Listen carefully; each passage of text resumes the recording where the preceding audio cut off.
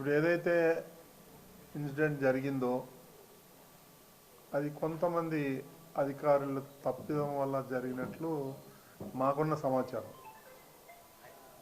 ఇది అవునా కాదా దీని మీద లోతుగా అధ్యయనం చేసి ఎవరైతే దోషులు ఉన్నారో ఎంత పెద్దవారైనా ముఖ్యమంత్రి గారు సీరియస్గా చెప్పారు, దాన్ని జ్యుడిషియల్ ఎంక్వైరీ ద్వారా చేసి అతి త్వరలో వాళ్ళకి మీద యాక్షన్ అయితే తప్పకుండా ఉంటుందనేది మాకున్న సమాచారం. అదే ముఖ్యమంత్రి గారు కూడా మాకు చెప్పడం జరిగింది. ఈ మొత్తం ఈ ప్రపంచంలో ఉన్న భక్తుల్లోకి ప్రథమ భక్తుడు శ్రీ నారా చంద్రబాబు నాయుడు గారు. చాలా సందర్భాల్లో ఆయనే స్వయంగా చెప్పారు, నేను ఎవరితోనా పెట్టుకుంటాను కానీ వెంకటేశ్వర స్వామితో మాత్రం పెట్టుకోను అని. సో ఆయన ఎంతో పవిత్రంగా ఉంటారు. అదేవిధంగా ఈ వైకుంఠ ఏకాదశి ముందర రోజు ఈ ఇన్సిడెంట్ జరగటం ఆయనకి చాలా బాధ కలిగింది. నేను ఎప్పుడు చూడలే ఆయన అంత ఇదిగా రియాక్ట్ అయ్యారు. మరి దురదృష్టవశాత్తు ఇది జరిగింది. మరి దీన్ని ఎలా అధిగమించాలి, ఎవరైతే క్షతగాత్రులు ఉన్నారో వాళ్ళందరికీ ఆర్థిక సాయం కానీ ఉద్యోగం కానీ వాళ్ళ పిల్లల చదువు కానీ ఇవన్నీ టీటీడీ నుంచి ఏర్పాటు చేయాలని ఆదేశించారు.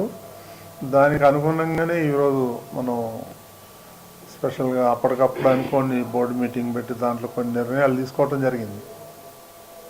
సో అదేవిధంగా పవన్ కళ్యాణ్ గారు ఏదైతే సూచించారో ఆ సూచనలు కూడా తప్పకుండా స్వీకరించి ఈ భక్తులు ఎవరైతే ఉన్నారో వాళ్ళందరికీ కూడా బేషరత్తుగా మా బోర్డు తప్పిదం లేకపోయినా మేము భక్తులందరికీ బోర్డు తరఫున క్షమాపణలు చెప్తున్నాం. ఇక్కడ ఫ్యూచర్లో ఇంకా ఏమి చేయాలి, ఎలాంటి సేఫ్టీ తీసుకోవాలి అనేది కూడా త్వరలోనే నిర్ణయం తీసుకుంటాం. ఇక మీదట ప్రతి విషయంలోనూ కూడా బోర్డు సభ్యులు ఇన్వాల్వ్ అవ్వాలని అనుకుంటున్నాం. ఆ ఇన్వాల్వ్ అయ్యి ఇలాంటి బ్యాడ్ ఇన్సిడెంట్ జరగకుండా చూడాలనేది మా ఉద్దేశం. ఆ విధంగా మేము ప్రయాణిస్తాం.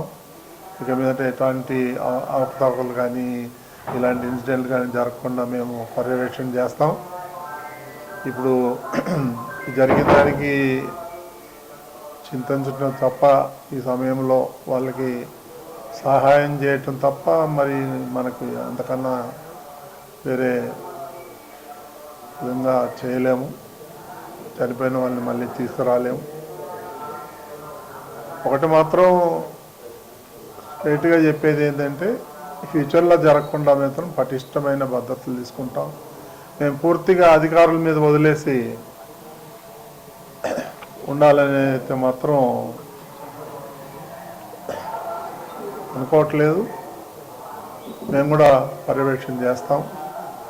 అదే కొంతమంది అధికారులు అత్యుత్సాహం, మేమేదో చేసేస్తాం అని వాళ్ళ నెగ్లిజెన్సీ వల్ల జరిగిన ఇన్సిడెంట్ ఇది. వాళ్ళు కూడా కావాలని చేశారని మేము అంటలేము. వాళ్ళ యొక్క నిర్లక్ష్యం వల్ల జరిగిన సంఘటన ఇది. సో దానికి ఎంతో మేమంతా కూడా బోర్డు తరఫున క్షమాపణలు చెప్తూ చింతిస్తున్నాం. ఇక ఫ్యూచర్లో జరగకుండా దీన్ని తిరుమల యొక్క పవిత్రతని కాపాడాలని మేమంతా బోర్డు సభ్యులు అందరూ నిర్ణయం తీసుకున్నాం. వాళ్ళ విచక్షణకే వదిలేయాలి. మనం వెళ్ళి క్షమాపణ చెప్పని మనం చెప్పలేము. వాళ్ళ అంతరాత్మకు తెలియాలి వాళ్ళు చేసిన తప్పు, వాళ్ళే చెప్పాల. మీరు చెప్పండి అని మనం చెప్పలేము. ఇంకేమైనా ఉన్నాయండి?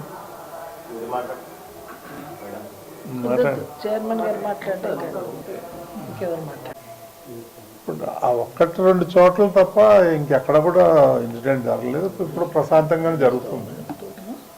సో ఈ ఇన్సిడెంట్ని దృష్టిలో పెట్టుకొని పటిష్టమైన భద్రత ఏర్పాట్లు చేయాలని ఆల్రెడీ ముఖ్యమంత్రి గారు కూడా ఆదేశించారు.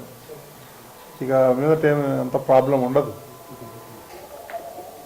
మేము పర్యవేక్షణ అయితే చేస్తాం తప్పకుండా. బాధ్యత అనేది ఏముంటుంది దీంట్లో, మాకున్న లిమిట్స్లో మేము మీరు అన్నట్టుగా పర్యవేక్షణ చేసి ఏదైనా లోపాలు ఉంటే దాన్ని సరిచేద్దాం. పోలీసు టీటీడీ ఆఫీసర్స్ కోఆర్డినేషన్ లేదు కాబట్టి బోర్డు ఇంట్రెస్ట్తో ఏదైనా సభ్యులు మేము ఇప్పుడు ఇదే ఇన్వాల్వ్ అవుతున్నాము. ఇప్పుడు ఇన్వాల్వ్ అయ్యి అందరిని అధికారులు పిలిచి రేపు మళ్ళీ మీటింగ్ పెడతాను. పెట్టి ఆ అధికారులందరూ ఆదేశిస్తాం. మేము కూడా పర్యవేక్షణ చేస్తాం. ఈ ఇన్సిడెంట్ జరిగే ముందు కూడా పనబాక లక్ష్మణ్ గారు కొన్ని సెంటర్లో తిరిగారు, నేను తిరిగాను. ఇప్పుడు మిగిలిన సభ్యులందరూ కూడా ఆ సెంటర్లకు వెళ్ళి విజిట్ చేయడం జరుగుతుంది. ముఖ్యమంత్రి గారు క్లియర్గా ఆదేశం చేశారండి, బోర్డు ఈజ్ ది సుప్రీం అని. గతంలో ఏం జరిగిందనేది మనకి ఇప్పుడు అప్రస్తుతం. రాబోయే రోజుల్లో బోర్డు నిర్ణయాలని అధికారులు దాన్ని అమలు చేయాలి. క్లియర్గా సీఎం గారు ఇన్స్ట్రక్షన్ ఇచ్చారు ఆఫీసర్లు అందరి ముందర. ఏం చేద్దాం, అధికారులు లేనప్పుడు మళ్ళీ సీఎం దృష్టికి తీసుకెళ్తాం. ఈరోజు కూడా సీఎం గారు మాట్లాడారు నాతో. ఆయన ఎప్పటికప్పుడు మాతో సంప్రదిస్తున్నారు. ఏం జరుగుతుంది ఏంటని నేను అప్డేట్ చేస్తున్నాను.